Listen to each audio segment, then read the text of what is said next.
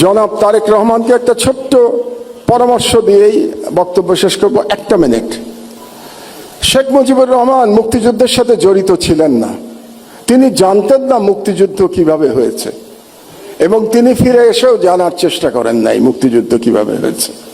তাকে আওয়ামী লীগের লোকজন যা বলেছে এবং ভারতীয় পক্ষ যা বলেছে সেটাকেই তিনি ধরে নিয়েছিলেন, এটাই মুক্তিযুদ্ধের ইতিহাস ছিল, এই জন্যই তিনি ব্যর্থ হয়েছিলেন। জনাব তারেক রহমান, আপনি 17 বছর দেশে ছিলেন না, আপনি জানেন না এখানে কি হয়েছে।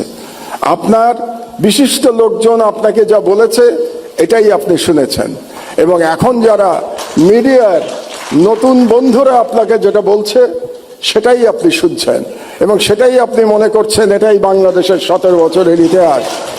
বাংলাদেশের 17 বছরের ইতিহাস এটা না।